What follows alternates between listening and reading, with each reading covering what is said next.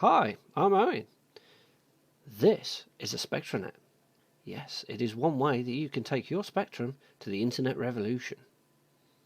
It's not the only way though, as we're going to look at the Fuse emulator today, which has the full functioning capabilities of a Spectranet built in, at no cost. So you get to try all the features of the Spectranet without having to pony up for the hardware. How good's that? Hi, welcome to my desktop. Let's start with a small list of what we need to know. That list is basically our IP address. Is it static or is it dynamic? And what is it? Now, how you actually look up your IP address is going to depend on operating systems. Now, with Windows, you've got the option to run the IP config on the command line. Similarly, you can also dig through the settings in Control Panel and find them there. In Linux, you've got IP address as a command line, as I've shown on screen here. Either which way, you'll need to be able to obtain that IP address for the system that you're planning to set the emulator up on. Once you've got that address, you'll need to put it into your Fuse emulator as part of the configuration for the Spectranet. And once that's done, it'll work. I'm going to need to cut that bit off. Okay, so what's next? Well, let's have a look at the stuff that we're going to have to download and get installed. First off, Fuse. If you've not got it, you're going to need to get it. Now you can get that from SourceForge if you're running Windows. Similarly, there's also a Linux version there. But with Linux, you kindly get the package management systems, and you'll be lucky to find, yes, a bundle for Fuse and the ROMs. Now, with Windows, getting your ROMs, you're going to have to go off and Google it. Not going to tell you where you can get them, but you'll find them. They're everywhere. And nowhere, baby, as the song goes. Finally, we're going to want the snapshot file that Alistair's kindly generated for us, because this is going to alleviate a bit of a headache, which is installing the firmware on a Spectranet adapter. Yes, it's a complicated procedure, we're just going to skip it. This is a bit of a beginner's guide. The SZX file that Alistair's generated can either be found on Facebook, through the Facebook group, as shown on screen, or you can go to my shamelessly promoted here 8-Bit Echo website, and under the file section you'll find that there's a little download under the ZX Spectrum tab for the same snapshot file that's on Facebook. So download those, off you go. Okay, so I've been a little lazy up to this point. You've basically got to figure out how to find your IP address and got to figure out how to install the Fuse emulator. I don't think either of those are too challenging, but hopefully you've managed to get through it. This bit, well, this is where we get a bit bespoke. So, we've downloaded our Spectranet snapshot file here.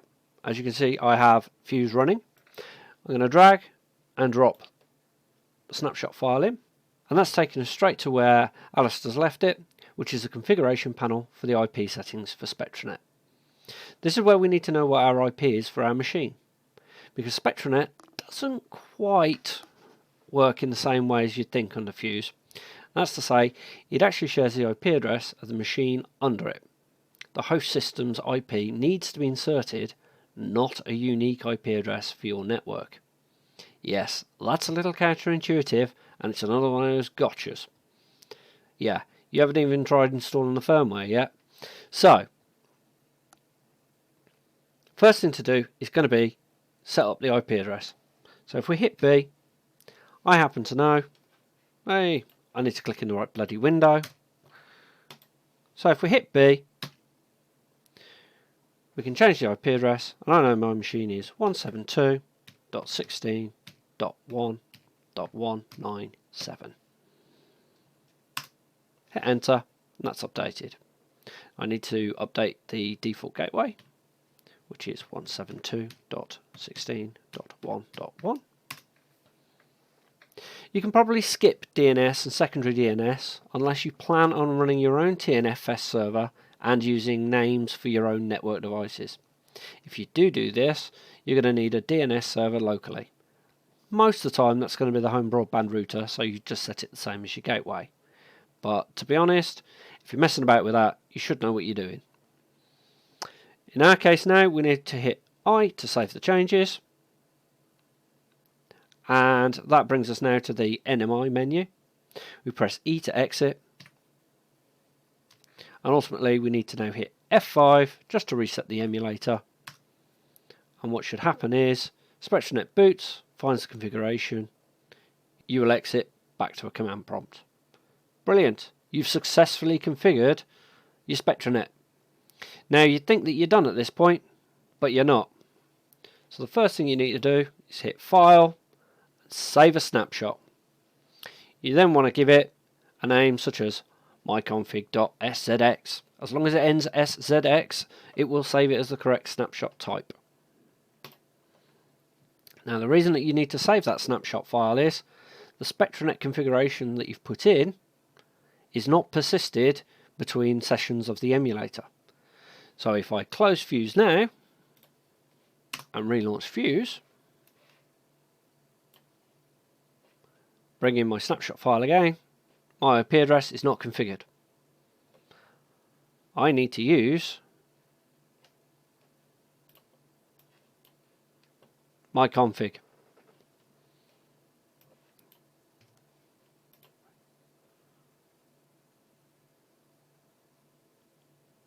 Yeah, there you go. Way. Okay, so maybe that didn't work out for you. For some reason, your screen might have ended up like this. It's stuck. It's neither loading the TNFS server nor progressing to the basic command prompt. So in this instance, for anybody that's eagle-eyed, you'll notice that the IP address is off by 1. Now you might also receive a similar error if the TNFS server is down. It'll hang, and after a few attempts it will eventually pass and then go through to the basic prompt. If your gateway was wrong, it'll hang here. If your DNS is wrong, it'll hang here. So we need to get back to those IP settings. If we go under Machine, NMI, we press A for network configuration. We can then check our settings, and in the case of here, I need to just modify my IP address 1.97, hit enter, save changes, and then if we exit, hit F5, reset. Having successfully corrected the problem, bang, I end up back at the TNFS server. Brilliant. And again, at this point, do a file, save a snapshot, give it a name, and hit save. And that's a snapshot file that you'll need to go back to every time that you want to use Spectranet under Fuse. Okay, so you've managed to successfully configure the IP address, and you've managed to save yourself a snapshot file of your Fuse emulation session set up, configured correctly. So, let's move on. What else can we configure? The next thing is going to be to press a key, escape around that menu, and we type %fsconfig for the file system configuration of the Spectranet. There are up to 4 mount points that Spectranet can handle simultaneously. In our case, at the moment, we've just got one, which is the zxnet.co.uk TNFS server, mounted under file system 0. You'll also notice that we've got auto boot set to yes. So let's look at the auto boot feature. So if we set that to disable using C, we then save that change with D, and we now reset our emulator.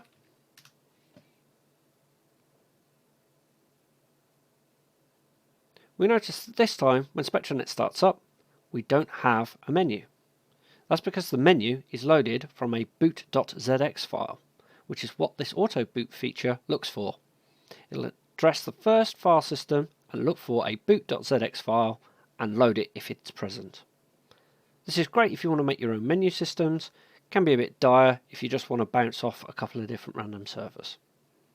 So this is the first thing that you might want to turn off with the fs config. The next thing that you'll need to do with the fs config is possibly put in your own TNFS server or someone else's. So from the menu system here, I can add by hitting A to set a file system, type the number of file system I want to mount on, which is number 1. I'm going to enter another server, which is arata.online, and I'm going to hit D to save that. This file system will not be present, despite it saying that that is successful. If If I use %catalog to get a list, we get nothing come back. We get file system not mounted. This is because the file system has not yet been mounted. The fsconfig only mounts on startup. So if we reset, we will see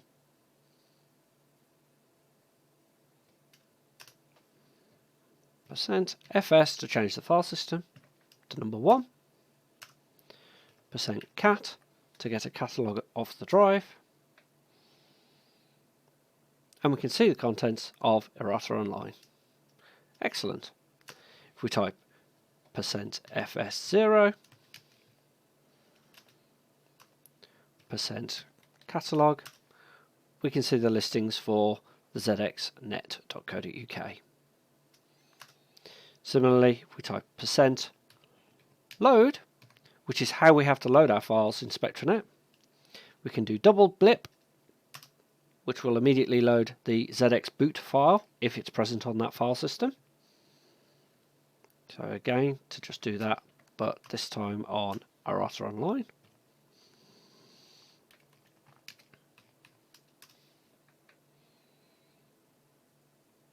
So the boot file on Errata Online is different, and it's now loading straight into Plato term.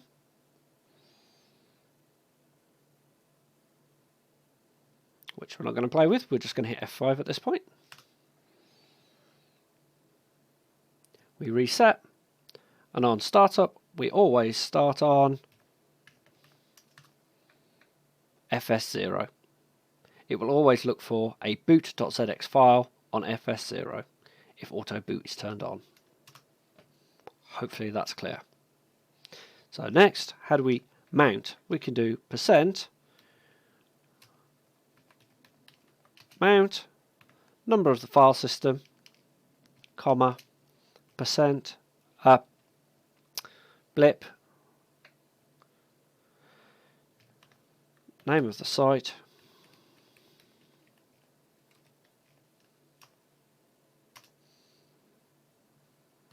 and now do %2, %cat.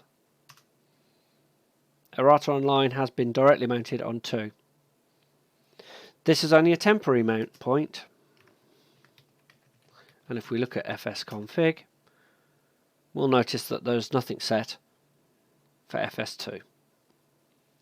And that is because these are saved configurations which will be loaded every time on boot, whereas a %mount or a %unmount are temporary commands for the session that you're in.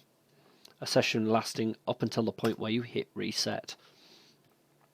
So %umount and a number will drop a file system. So if we do fs2 to make sure that we're selecting the right one, %cat to list it, nothing is found because we've unmounted the partition.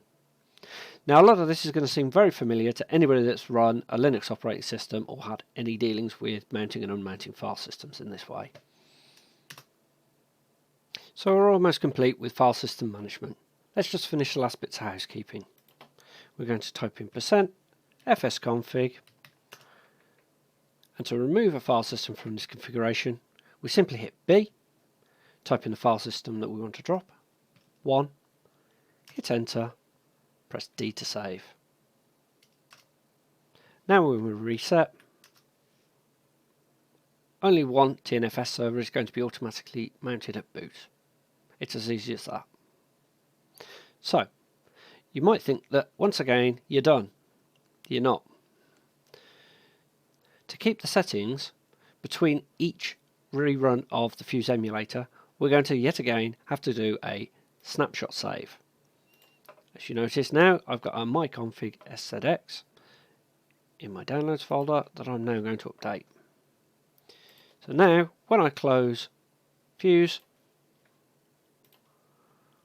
I will launch from that snapshot file again. It will take me right back to the point where I was. I hit F5.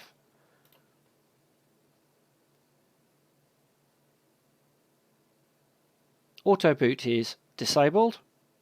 My IP address is configured.